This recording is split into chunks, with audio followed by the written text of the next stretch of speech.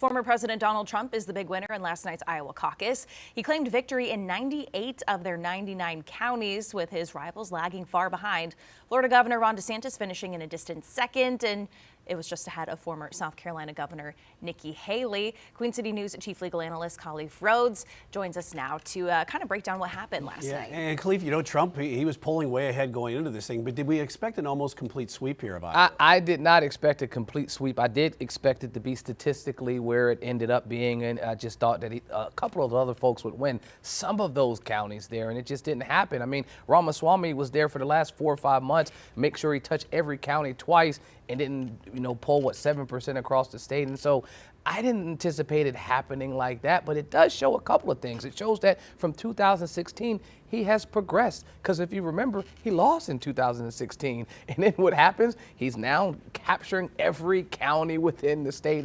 And Iowa's not the best barometer, though, for it's the presidential election. You're talking about 50,000 voters. And so I think we give too much credit to Iowa because it's the first, right? It's the first. I mean, but that's like a percentage of Mecklenburg County. That's not even our city and our county. So it's extremely small, but it does show the gap that he has, which is, Grand Canyon size to where it was in 16 to where it is now within the Republican Party. And over Haley and DeSantis. So with the New Hampshire being the next primary 1 week from today, and then we go into the Carolinas after that, do they have any chance really to make up any of that ground? Zero, none, not one chance at all. What I can say is right now they're jockeying for second place. So I believe Nikki Haley will probably win New Hampshire. That voter base, she's been, not win, I should say, win second place. She'll win second place. If we're seeing who can be in second, she'll get second over DeSantis in New Hampshire because I think she's been putting more time there. Ron DeSantis has put all of his time, just like Ramaswamy, in Iowa. And so it shows that he couldn't push Trump out of the way there, but it also shows that he's going to get destroyed in New Hampshire statistically because he's done nothing in terms of touching the voters,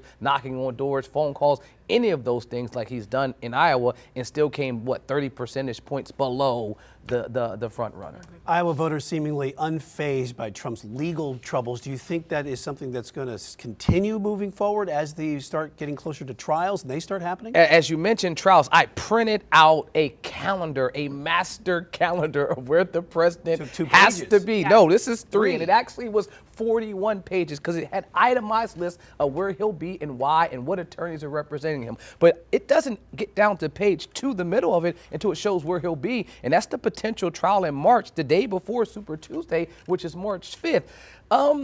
I think that it shows that voters kind of echo his statement when he was originally running back in 2016, that I could shoot someone in the middle of Times Square, nothing will happen to me. And I think that is still the case, that his voter base still support him. They still believe in him, the anti-government, the person that will stand up for the little guy, that no one is above the law, that they can't touch me. Any other catchphrase that he's thrown out there, his base is supporting him in a strong number, both financially and in voting. And so even though Iowa's a small sample size, he is head and shoulders above anyone else, and I don't think that his base or the Republican Party right now could care less about any indictment or any charge going forward, or he wouldn't win by landslides like he's doing right now. We are in the middle of it right now, just the start of it as far as the election year for 2024, and Chief Legal Analyst Khalif Rhodes all over it. All right, thank you.